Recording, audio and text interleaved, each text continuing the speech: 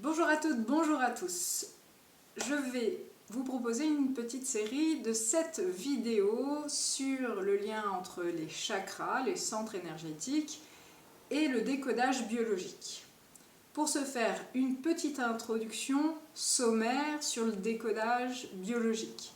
Sommaire parce que il y a beaucoup plus d'informations à comprendre, avec lesquelles se familiariser pour entrer vraiment dans le décodage biologique et ensuite la compréhension biologique des maladies. Mais mon propos n'étant pas d'expliciter ce qu'est le décodage biologique, simplement une précision entre le décodage biologique et l'évolution. L'évolution qui fait que nous sommes là, présents, humains aujourd'hui, sachant que toute l'évolution est partie d'une cellule. Voilà. Ça, c'est important parce que, en fait, nous sommes composés de 4 tissus qui eux-mêmes forment l'ensemble de notre corps. Seulement 4 tissus forment nos bras, nos os, nos poumons. Et c'est en ça que c'est vraiment important de revenir sur l'évolution biologique des espèces qui a engendré au final nous. Ces 4 tissus se retrouvent vraiment dans notre développement embryologique, quand nous sommes au départ à nouveau une petite cellule, et puis on va développer le fœtus. Voilà. Quels sont ces 4 tissus, ces 4 feuillets embryologiques? Il faut partir du principe qu'il y a très longtemps, nos ancêtres étaient donc des petites cellules. Et là, on est sur le premier tissu, le premier feuillet embryologique, la première création du vivant. Et cette cellule, son but, unique but, c'était de survivre.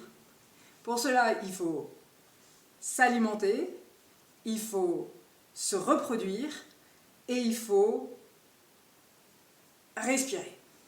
Voilà. Donc ça, c'est vraiment la première couche. C'est d'abord faire en sorte que je continue à me développer. Jusque-là, tout va bien. Donc on est encore chez les êtres unicellulaires, et puis bloup, il faut les imaginer un petit peu flotter au gré des eaux.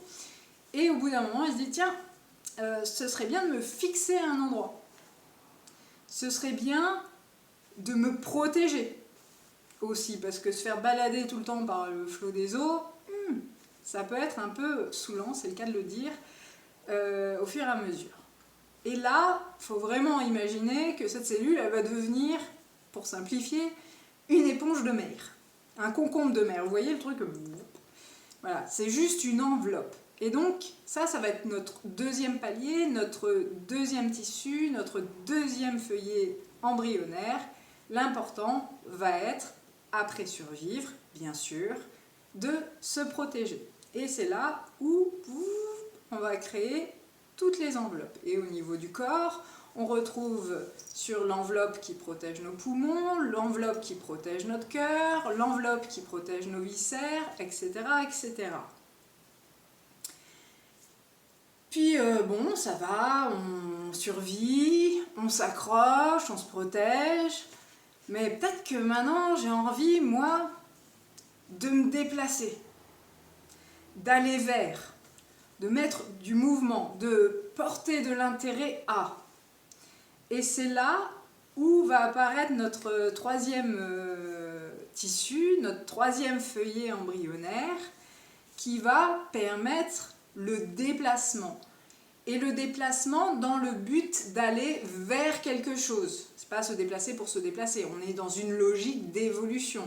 C'est-à-dire qu'il y a peut-être que je peux aller plus loin, peut-être que je peux trouver de nouvelles sources d'énergie. Voilà. Il y a toujours quelque chose de très biologique. C'est pas enfin même si l'humain peut être je vais jusqu'à ma PlayStation, mais on va dire que avec notre petit concombre de mer, c'était peut-être pas son objectif premier. Donc là va venir s'inscrire ce troisième tissu qui nous, en tant qu'êtres humains, donne essentiellement tout le système ostéo-articulaire. Mais ce tissu-là, par exemple, compose aussi le sang, par exemple. Ok, on survit, on se protège, on se déplace.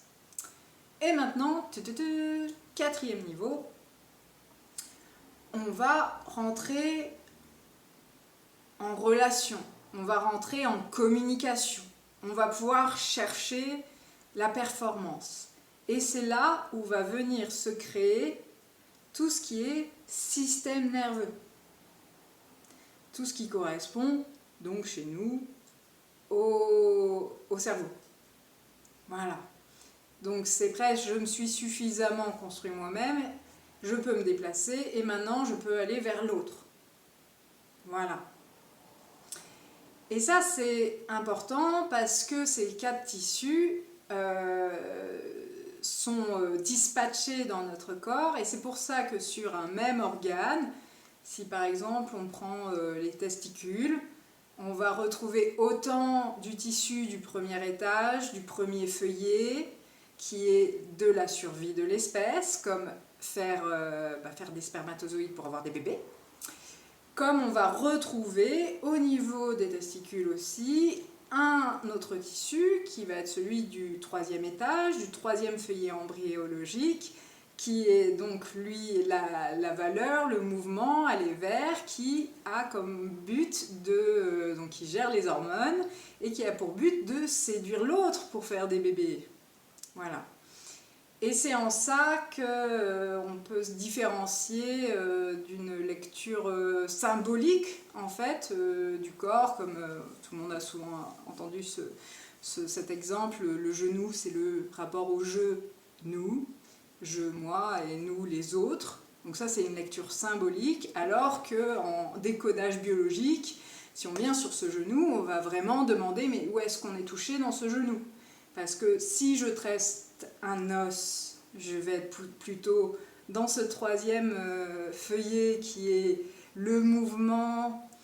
Si je traite un cartilage, je vais être entre deux os, donc entre deux valeurs. Voilà.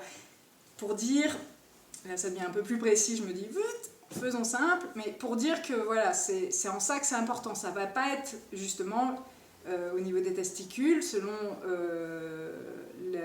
les symptômes qu'on développe, on ne va pas être dans le même feuillet embryologique, dans le même tissu. Et c'est là où il est important, dans le décodage biologique, le décodage des maladies, d'être précis. Voilà, ceci pour introduire donc la relation entre les chakras et le décodage biologique. Voilà. Est-ce que j'ai envie de rajouter quelque chose? Non, c'est bon pour moi. Eh bien, je vous dis à bientôt pour la première vidéo, je vais les mettre au fur et à mesure.